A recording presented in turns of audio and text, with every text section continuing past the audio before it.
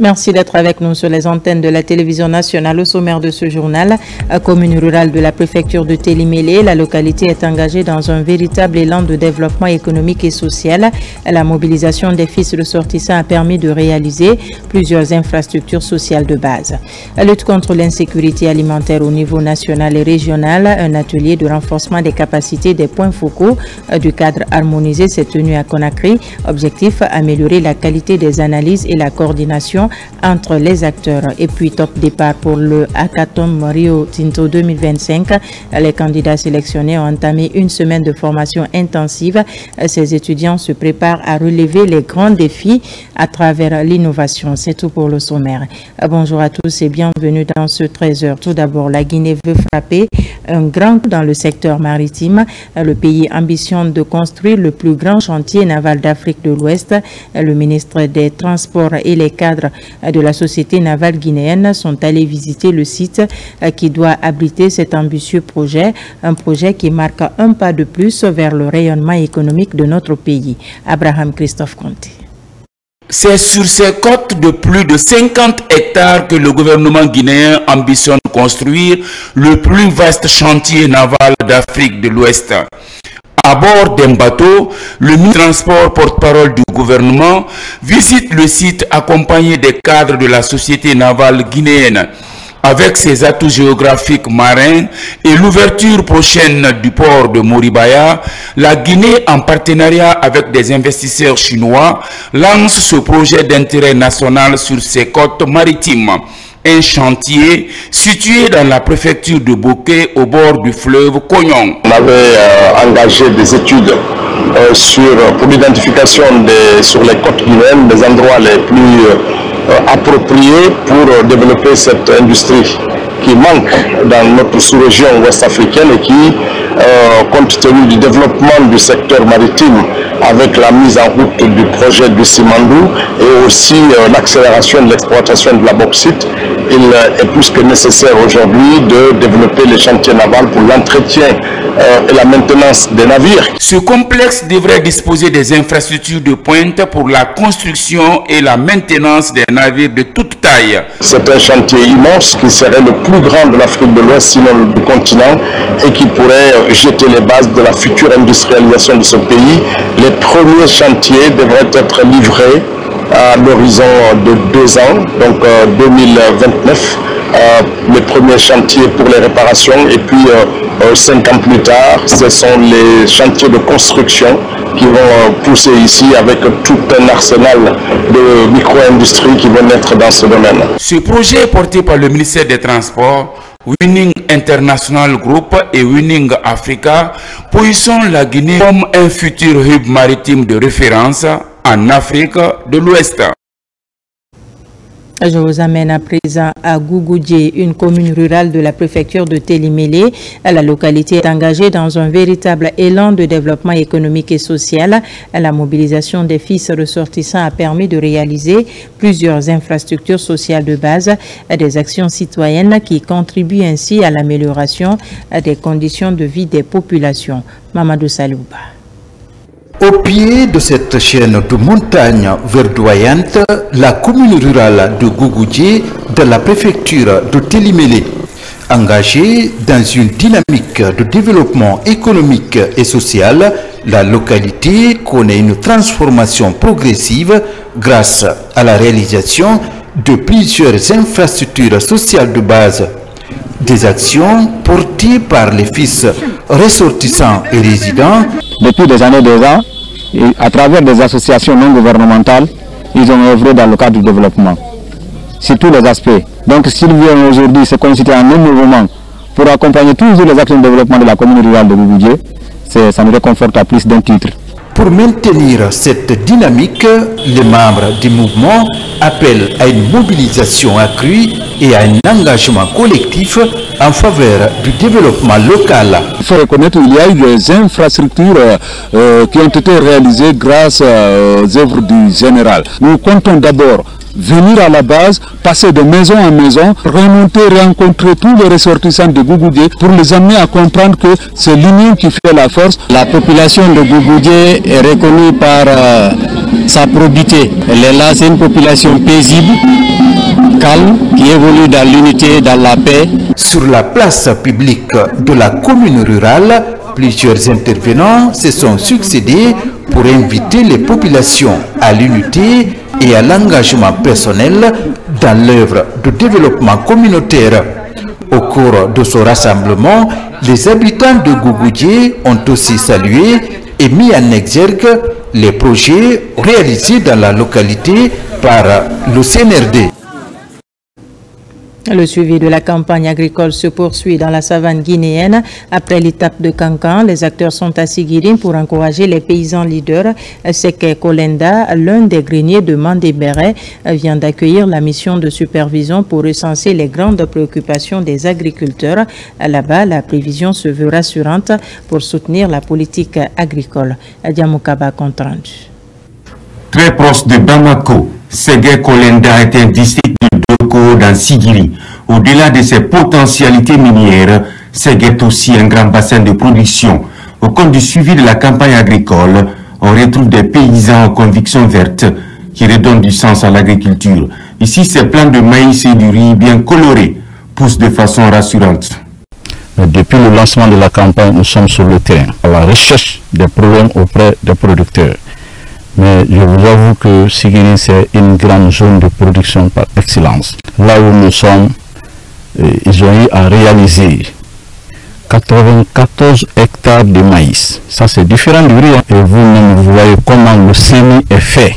C'est-à-dire, toutes les opérations agricoles sont respectées. Les personnes ressources à Sigiri qui sont dans les champs et ne sont pas dans les mines. Que vous voyez aujourd'hui, il y a des gens ici qui sont prêts à travailler, mais c'est le matériel qui nous manque. Derrière ces résultats satisfaisants, l'appui du gouvernement suivi à la loupe par le conseiller agricole de la localité. La moisson est pleine de promesses pour accroître la prévision et augmenter le revenu des paysans très passionnés. L'année dernière, nous avons gagné 6000 sacs de maïs avec nos moyens rudimentaires. Si on avait les machines, on aurait gagné plus. L'accessibilité au périmètre maraîcher, le manque d'outillage et de formation restent les principaux obstacles pour appuyer la politique agricole. Ici, à Seke Kolenda, l'agriculture est la meilleure alternative pour lutter contre l'orpaillage illégal qui a des effets dévastateurs sur des domaines cultivables.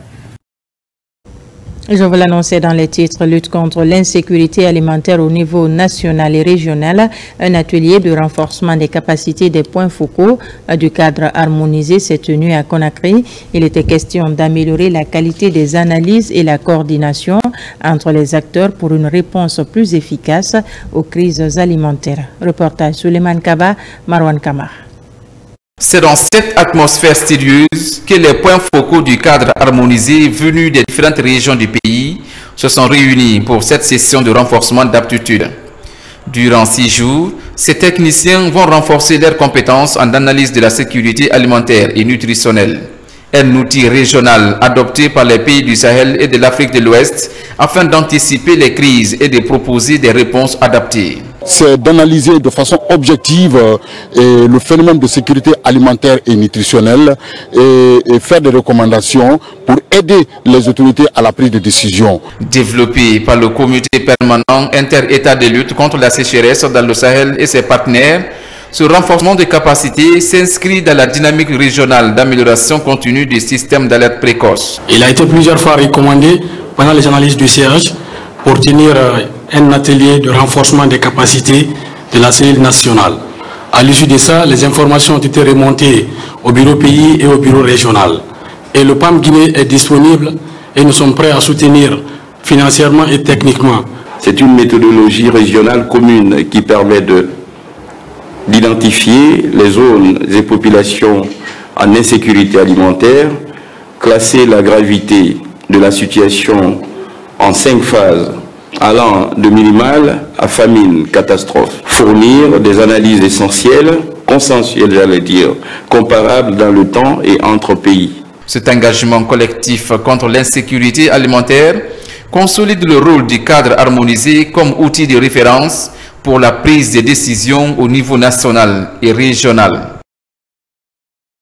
Cérémonie solennelle à la base aérienne principale de Conakry, l'école de l'armée de l'air a célébré la sortie de 2 promotions. Au total, ce sont 130 stagiaires qui ont obtenu leur certificat d'initiation à l'environnement aéronautique, tandis que 35 autres ont décroché le brevet supérieur des commandos fusiliers de l'air, une étape importante dans le renforcement des capacités opérationnelles de l'armée de l'air. Caporal Sassa Torno. Située dans l'enceinte de la base aérienne principale de Conakry, l'école de l'air accueille une cérémonie solennelle marquant la fin de la formation de 2 promotions. Il s'agit de la 7e promotion du certificat d'initiation à l'environnement aéronautique et de la 2e promotion du brevet supérieur des commandos fusiliers de l'air. Après 4 mois d'intenses activités, ils reçoivent leur précieux sésame. L'école de l'air est plus qu'une simple école. C'est un lieu d'excellence. Vous avez appris à repousser vos limites, à développer vos compétences et à renforcer votre esprit d'équipe. Vous avez également acquis les valeurs qui fondent notre institution, l'honneur, le courage et le sens du devoir. Cette formation initie les stagiaires aux principes fondamentaux du fonctionnement d'une base aérienne, à la coordination des activités au sol et à la sécurité des vols. La mise en œuvre de ces formations n'est pas une simple activité académique. Elle traduit une volonté claire, préparer l'armée de l'air à relever les défis opérationnels actuels et futurs. Les fondamentaux de l'aéronautique militaire, la sécurité aérienne, la météorologie et les spécialités en combat rapproché et l'intervention en milieu hostile sont des modules enseignés aux stagiaires. Étant un futur C2, on sait maintenant quel est le rôle d'un chef d'équipe. On a tout appris pendant la formation. Les certificats que vous recevrez aujourd'hui témoignent non seulement l'ensemble des connaissances acquises, mais aussi du travail rigoureux et des multiples efforts consentis durant ces derniers mois. C'est par un défilé militaire suivi de démonstrations tactiques et de l'inauguration officielle du fronton de l'école de l'air que cette cérémonie a pris fin à l'école de l'air. Une question dans ce journal: comment fonctionnent les écoles mixtes et étrangères en Guinée? La question intéresse la Direction nationale de l'enseignement préuniversitaire privé. Ce mardi, les cadres de cette direction ont sillonné plusieurs écoles privées de Conakry. Les cadres ont 15 jours pour évaluer le programme enseigné et pour dresser un rapport de leur constat. Abdelaziz Baldé. Une semaine après la reprise des cours sur l'ensemble du territoire national, les cadres du ministère en charge du préuniversitaire sillonnent plusieurs établissements pour constater une reprise effective. La Direction nationale de l'enseignement préuniversitaire privé, quant à elle, visite les écoles mixtes et étrangères. Première étape, le groupe scolaire Molassi dans la commune de Lambagne. À quelques années, il n'y avait que 5 comme ça écoles dans toute la Guinée. Mais aujourd'hui, nous approchons la centaine. On ne sait pas pourquoi et comment. Il faut que le département ait un regard là-dessus. Nous voulons savoir, est-ce que ces écoles sont affiliées à d'autres institutions ou bien ils ont une autorisation de ces pays dont ils font le programme ici en Guinée. Et nous avons des documents guinéens et des documents français. Nous faisons 60% programme guinéen et 40% programme français. Le groupe scolaire Les Écureuils, en passant par le Serval jusqu'au lycée international Simone Veil, la directrice a échangé avec les responsables de ces différentes écoles sur la reprise et sur les cours enseignés. Je vous assure que nous ici, vraiment les documents sont à jour et chaque année que Dieu fait, nous passons avec les partenaires, voir si réellement il y a un manquement pour que nous puissions corriger. Dans les règles, comme je l'ai dit tout à l'heure, nous sommes franco-guinéens et nous avons un agrément pour ça. Un programme qui permet aux parents qui le désirent de présenter leurs enfants aux examens nationaux et à ceux qui le désirent de présenter leurs enfants aux examens français également. Ce marathon va se poursuivre dans les 13 communes de la capitale et le Grand Conakry. Ces cadres de l'enseignement préuniversitaire privé ont 2 semaines pour présenter un rapport aux autorités éducatives. Dans la préfecture de Forêt-Caria, les élèves de Fagné et Béreire Bafila bénéficient de kits scolaires. Le geste des natifs de ces localités vise à soutenir l'éducation et permettre à tous les enfants de bénéficier des meilleures conditions d'apprentissage. Diara Diallo, Diana Yansane, Sidiki Sissé. En ce début d'année, les élèves de Kili Fagné et Béreire Bafila dans la préfecture de Forêt-Caria reçoivent des kits scolaires, un appui qui vise à réduire le poids des dépenses liées à la rentrée, tout en offrant à chaque enfant les mêmes chances de réussite à l'école. C'est un devoir pour nous de venir aussi soutenir nos jeunes frères et nos mamans aussi qui sont dans ce besoin pour pouvoir les soutenir dans les achats des frais de fournitures scolaires pour qu'ils puissent vraiment essayer de se concentrer sur l'essentiel qui est l'éducation. On est dans cette dynamique afin que l'éducation puisse être une réalité jusqu'au dans les fins fonds justement de nos districts. L'éducation, c'est une question de tous qui interpelle tout le monde. Les enfants sont notre futur. Il faut penser à eux. C'est très important. Ce geste de solidarité réconforte les bénéficiaires qui saluent cette initiative et appellent les parents à s'impliquer davantage dans l'éducation des enfants pour garantir la relève. Je ne peux pas exprimer ma joie aujourd'hui. Si tu entends un individu, c'est l'éducation. Toutes les formes d'enseignement sont bonnes. Si on n'étudie pas... Pour les parents d'élèves, on va dire, alhamdoulilah, on a fait 3 mois de vacances à la maison. On est obligé de retourner à l'école, de laisser les enfants venir étudier, car l'étude là, c'est ce qui peut faire l'avenir de l'enfant. De son côté, le donateur, accompagné de cadres de la localité, invite les élèves à doubler d'efforts dans les études et réaffirme son engagement à soutenir durablement le secteur de l'éducation dans cette préfecture.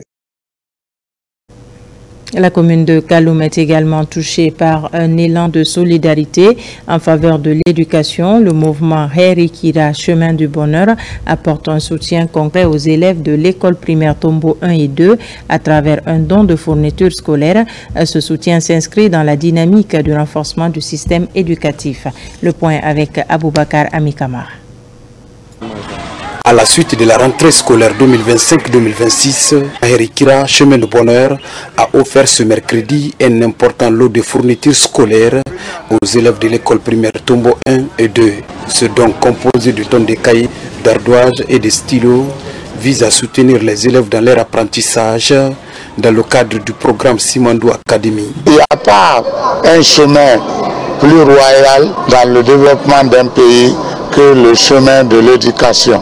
Bien que ce ne soit pas la première fois, nous œuvrons dans ce sens pour accompagner le chef de l'État, le général président Mamadi Doumbouya. L'initiative de Herikira a été chaleureusement accueillie par les élèves bénéficiaires, visiblement heureux de recevoir ces kits scolaires. Je suis satisfait de ce don. Je vous remercie beaucoup de votre attention. Je pourrais vous dire que c'est le meilleur cadeau que j'ai pu avoir. Ils savent que la Guinée a tous les atouts, la Guinée est pleine de potentialités. Ils ont compris qu'il faut valoriser l'éducation, il faut prioriser l'éducation. Nous remercions nos deux ONG, Herikira et son frère Taïrou Bari, qui par ce geste prouvent qu'ils n'ont pas oublié le pays. Cette action s'inscrit dans la vision du président de la République, le général Mamadi Doumbouya, qui encourage les initiatives citoyennes en faveur de l'éducation. Herikira qui entend poursuivre cette dynamique en étendant son programme d'appui scolaire à d'autres établissements du pays. Et puis, les couleurs de la Guinée s'élèvent fièrement dans le ciel new-yorkais à Bowling Green, site emblématique de la finance mondiale. Le rouge, le jaune et le vert flottent en hommage à une nation, à son histoire et à sa diaspora. Un geste symbolique, certes, mais chargé de sens et de fierté. Voici le commentaire de Makeme Donzo. La montée du drapeau guinéen à Bowling Green, au cœur de New York, n'est pas un simple geste symbolique. C'est un acte fort, chargé de mémoire et de fierté nationale. Voir flotter les couleurs rouge, jaune et vert dans le haut lieu de la finance mondiale représente une reconnaissance non seulement de la Guinée, mais aussi de sa diaspora active et engagée. Cet événement annuel de flag raising célèbre la Guinée et ses héros de l'indépendance dans l'une des villes les plus emblématiques du monde moderne. Pour sa part, l'ambassadeur représentant permanent de la Guinée auprès des Nations Unies a salué l'initiative de la mairie de New York avec laquelle les relations de travail sont de plus en plus renforcées. La participation de l'ambassade ainsi que de nombreux ressortissants guinéens établis à New York et dans les États environnants montre à quel point cette cérémonie résonne profondément dans les cœurs. C'est aussi un signal fort envoyé par les autorités locales de New York qui reconnaissent et valorisent la diversité culturelle et les liens d'amitié entre les peuples. Le drapeau guinéen, qui flottera pendant plusieurs jours dans le ciel new-yorkais, devient ainsi un pont entre les nations, un hommage vibrant au passé et une source d'inspiration pour les générations futures, un symbole d'unité, de reconnaissance et d'espoir. En Afrique de l'Ouest et du Centre, beaucoup de filles ne vont pas malheureusement à l'école. D'autres droits ne sont pas non plus respectés en leur faveur. Le premier forum des jeunes filles leaders qui s'achève dans la capitale sénégalaise vient corriger ces manquements constatés. Le point avec notre envoyé spécial à Dakar, Mohamed De Camara. Une fille, une voix, une décision, c'est sous ce slogan que ce premier forum des jeunes filles d'Afrique de l'Ouest et du Centre s'est achevé dans la capitale sénégalaise. Les 24 pays présents au forum de Dakar étaient aussi représentés à travers des stands. La Guinée et son partenaire UNICEF, au premier plan de cette exposition, démontrent une fois encore leurs efforts menés dans l'épanouissement de la jeune fille dans le pays. C'est à travers le partage de ces documents-là que les participants pourront mieux comprendre et mieux connaître ce que nous faisons en Guinée. Parce que l'objectif, c'est pas vraiment d'être là au stand. L'objectif, c'est de porter une voix. Il s'agit d'un film institutionnel qui est basé sur la dénonciation des VBG, les violences faites aux femmes. On a constaté que toujours dans certaines de nos communautés en Guinée précisément, il y a des pratiques de 100 ans en arrière qui sont toujours exercées mais qui sont à l'encontre de l'évolution de la société aujourd'hui. Le forum a permis aux filles de l'Afrique du Centre et de l'Ouest de s'engager dans la voie qui mène vers leur propre épanouissement. Ces adolescentes, accompagnées par les adolescents, estiment dans une déclaration que les autorités au niveau africain doivent faire un peu plus dans l'amélioration des conditions de vie des filles. Nous exhortons les pays à s'attaquer à ce problème critique. Nous demandons que toutes les filles, y compris les filles handicapées et celles en dehors du système scolaire formel, puissent accéder à des parcours d'apprentissage alternatifs, à des clubs et associations scolaires. Beaucoup de filles ne connaissent pas leurs droits. Le forum dédié aux filles leaders d'Afrique, de l'Ouest et du Centre a coïncidé avec la célébration de la Journée internationale de la fille, une rencontre qui a permis de partager les expériences des différents pays présents à la rencontre de Dakar. Et pour terminer, top départ pour le Hackathon Rio Tinto 2025. Depuis ce matin, les candidats sélectionnés ont entamé une semaine de formation intensive venue des 4 coins du pays. Ces étudiants se préparent à relever de grands défis à travers l'innovation et l'esprit de compétition. Le grand rendez-vous est fixé au 17 octobre prochain. Son assaillant reportage. Après une sélection rigoureuse, 21 projets finalistes ont été retenus pour la grande finale du Hackathon Rio Tinto 2025, prévue le 17 octobre prochain, porté par Intellect Consulting. L'événement a mobilisé plus de 900 jeunes étudiants issus des universités guinéennes avec 780 projets soumis dans des domaines variés: agriculture, santé, numérique, environnement et entrepreneuriat social. Qui parle de contenu local parle d'entreprise locale. On travaille avec les entreprises locales. Mais on ne veut pas se limiter là, comme il a dit. On veut aller à l'origine. Et cette origine, c'est vous.